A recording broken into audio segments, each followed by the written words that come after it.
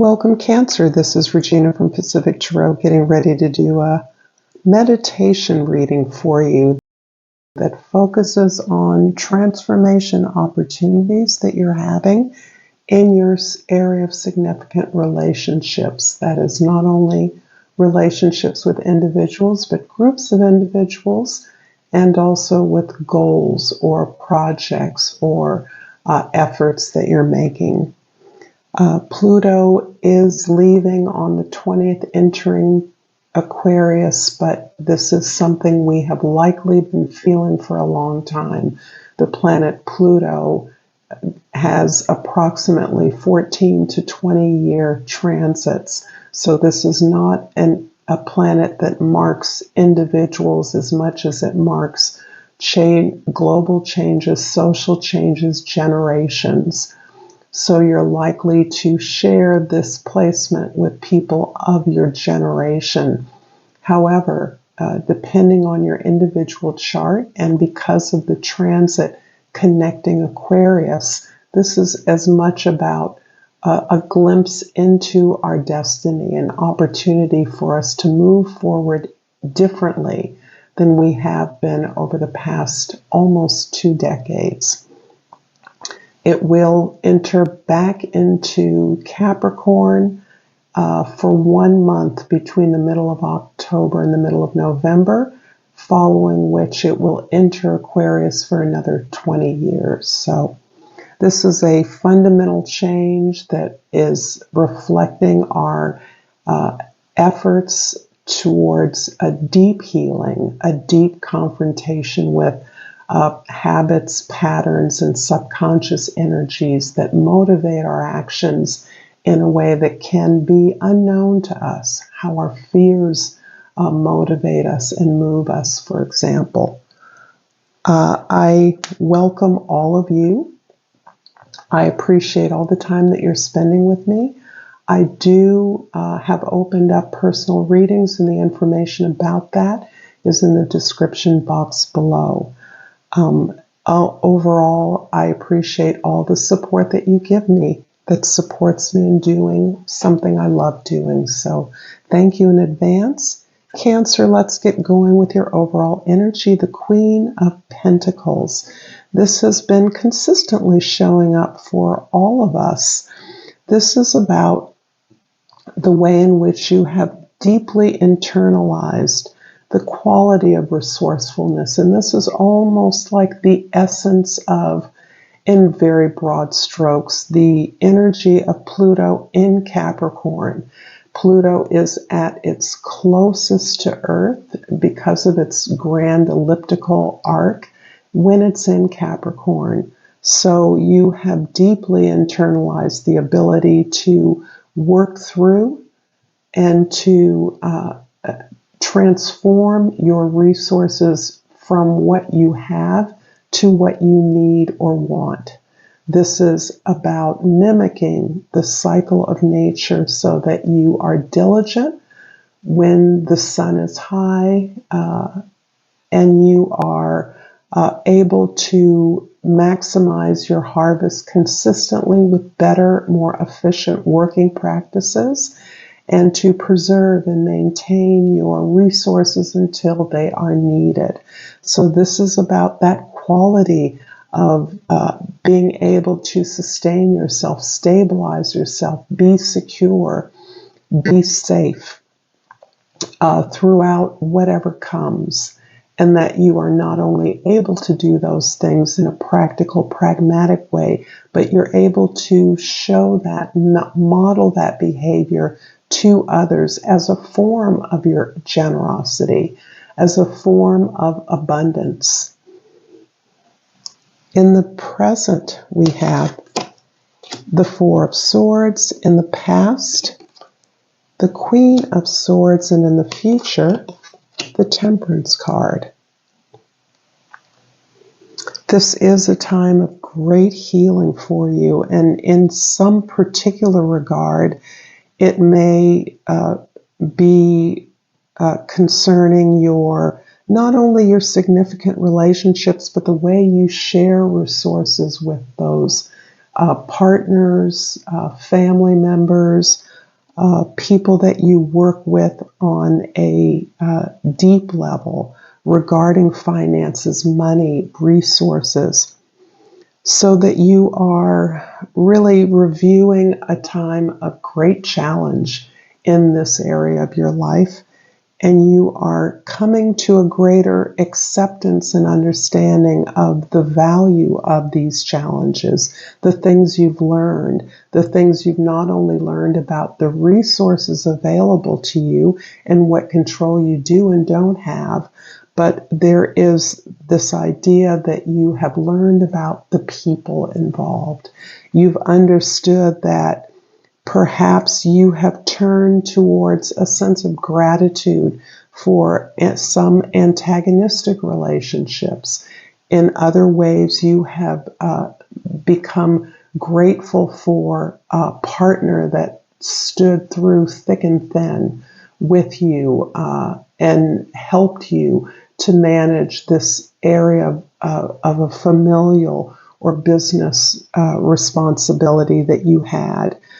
In some way, having survived this very challenging time, this time that has led to many disappointments, many heartaches, even a sense of failure, you have turned your attention to not only your ability to survive this, but how you are now able to thrive.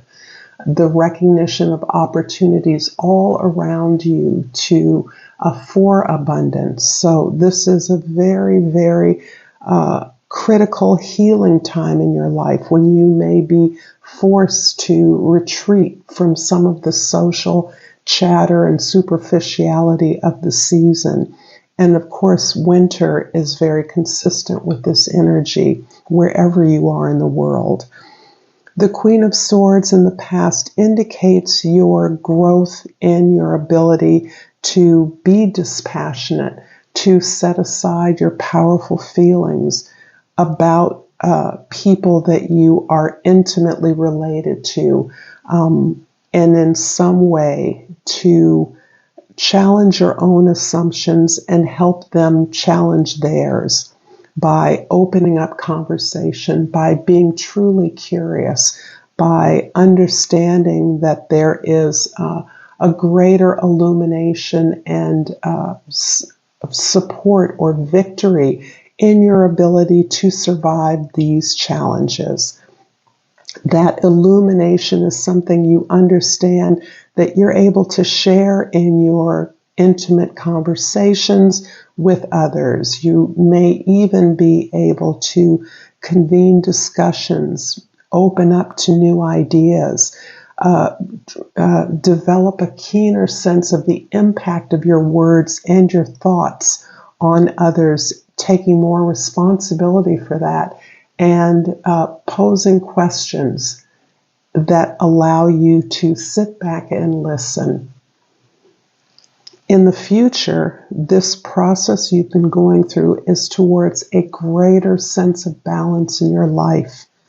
This particular area of challenge, where you're sharing resources with those that are significant and intimate to you, partnerships, how you use your resources, to what effect, has been receiving a greater sense of balance for you. You recognize that this is a part of your own spiritual cleansing, that you are purifying yourself in adjusting, releasing those things that don't work for you. And that has been some of the discomfort in this particular present moment, this particular healing, releasing people that you felt obligated to, you felt responsible for in some way or other. And recognizing that you're not throwing them away, but that you recognize that you're not aligned, you're not on the same page. And disassociating with them or separating from them in some way allows you to be more grateful for what remains, for those relationships that have stood the test of time. This is also about a kind of adjustment of your lifestyle, your habits, to where you are in your life now. so that there is a greater attention on how your health, your overall well-being is reflected in your environment and how that needs to be improved upon so that you can be more efficient and more productive. I'm going to pull a Soul's Journey card now. And Cancer, if this reading is resonating for you, please like this video. Please share this with someone who may enjoy it or find it useful. Please comment below and subscribe to my channel. And I pulled the card Failure. I understand that a mistake is only an opportunity to learn.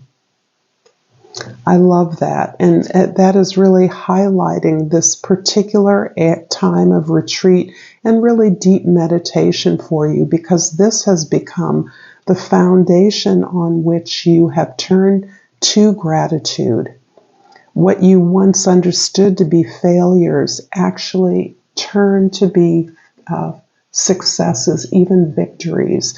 This is the foundation, this understanding and commitment to the way that challenges are opportunities for growth becomes an unstoppable, a formidable strategy for growth and development. And I'm also going to pull Flora and Fauna of Africa for a little additional support from the motherland, from our ancestors, whoever your ancestors are. And I pulled the serrated tortoise. And the flower associated with the tortoise is the yew. And the key word is longevity. Your body is your temple. Make time for self-care and relax. Keep yourself grounded and you will go far. It's also a confirmation of the way that you're improving your health, that you're improving upon your environment so that it reflects this greater sense of well-being that you're experiencing. In the present, the Four of Swords is clarified by the Nine of Water and the Nine of Fire. I love this. You have come to the end of a couple of different cycles.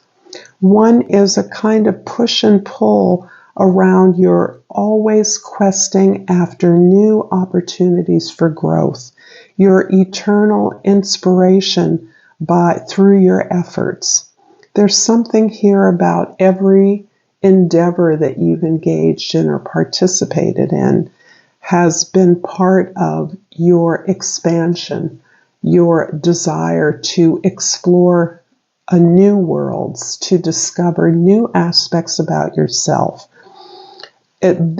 Although some of these may have ended in failure, maybe did not reach a natural completion, or even if they did, there is a sense that you were tremendously perhaps damaged or beaten up along the way.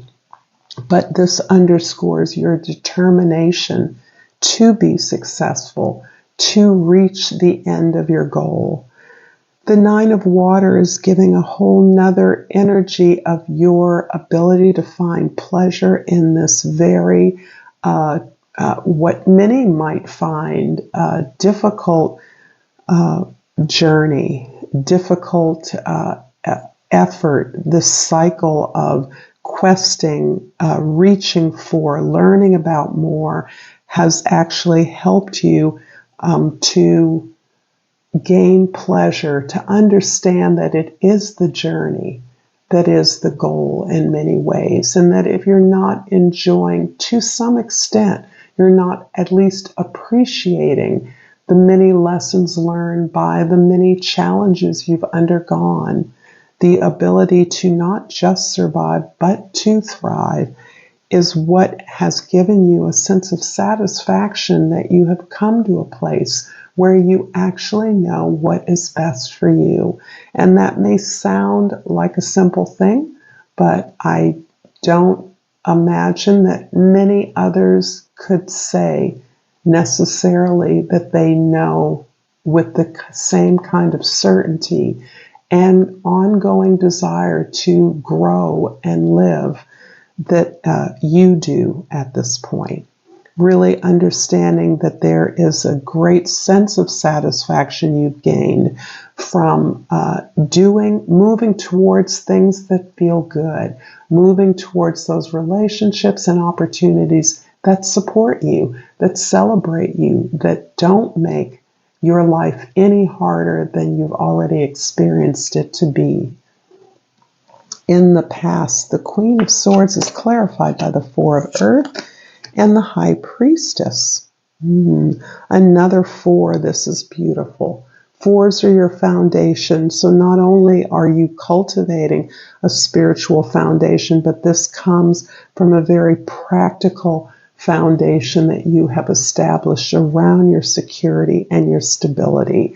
This is you needing to be comfortable in order to feel safe. And that is something that you have cultivated, perhaps modestly, but you have ensured you know yourself well enough to know what you need in order to safely explore, in order to safely grow and expand. The High Priestess underneath gives me a sense of your sense of knowing your path, your destiny, your mission. Particularly at this time, I think as you are gaining these additional, more long-term benefits of having survived some very difficult challenges, particularly with intimates, there is a sense that you have always been knowing. There's a sense of always being tapped into your destiny and your self-knowledge, your ability to reflect on who you are, the unshakable sense of your essence and being throughout a variety of challenges that you have always withstood, perhaps throughout a time that you felt different from those around you, perhaps in your intimate or family circle, a sense of otherness that you experience that is as much about your ability to deeply reflect on your experience and to see the larger picture of why you are the way you are, why you were seen to be different, why you needed to be different in order not to be swayed into a kind of groupthink that accepted the superficial reality of, say, your existence, your family upbringing, or assuming the goals and expectations of others, either for you or towards others, so that you always held yourself in a kind of reserve as you identified those people like yourself in your realm that have continued in relationship to you at some level. This is also a keen connection to your ancestral or cultural past that helps you to stay anchored in a physical reality where you feel safe and protected, that is important foundation for you, and that the spiritual foundation you're now experiencing could not be achieved without that sense of safety. In the future, the Temperance card is clarified by the Six of Earth and the King of Water. I love this. You are absolutely more globally concerned with all of your relationships, in as much as you understand all of your relationships as an exchange of energy, so that you are more concerned than ever about not only equity in your relationships, however you understand that, but also in this idea that you are balancing the sense of being a caretaker. And that is something that temperamentally comes easy for you. You easily can identify with others. You easily are sensitive to the needs of others.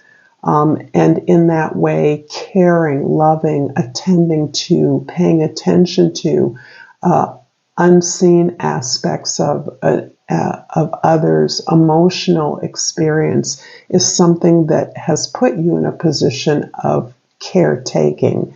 And you are now very aware that you are as deserving of that love, attention, and care that you give to others, and that that is a form of giving as well. Allowing others to love you back or care for you in the all-sided way that you give to others is essential to your experience, not just of relationships, but of spiritual acceptance, forgiving yourself, accepting who you are, and being recognized for that, being loved back is key to your sense of belonging now. This is a belonging that you've achieved, that you are working towards achieving at this time.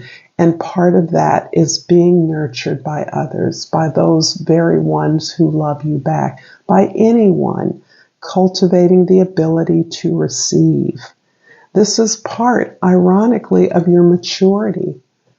The King of Cups, the King of Water, is about really understanding that it is the challenges in life, the ability to overcome those, the things that are identified as one's weakness, being sensitive to others, for example, being aware of others' feelings, needs, moods, concerns, picking up on that, just loving someone, just being present there for them is often perceived as weakness. And you are understanding now that this weakness has become your strength. This is what your ability to overcome what others see as a weakness is part of what makes you, puts you in this position of greater clarity, understanding the deeper truth of your experience so that you don't have to stop loving others. You don't have to stop caring about them. You can simply expect that others can care back for you in whatever way they can. This is about equity, not equality, so that everyone comes from a place of their strength. And you celebrate that now. You've learned how much you've grown and how much you have to offer by a deeper understanding of your ability to overcome your challenges. I'm going to finish up this reading, Cancer, with the language of flowers. And I pulled the geranium, and the key word here is virility. How interesting. As we were just talking about strengths and weaknesses, right? Shake it up a little. You've got this. I love it. And so be playful to the extent you can, Cancer. And until next time, namaste.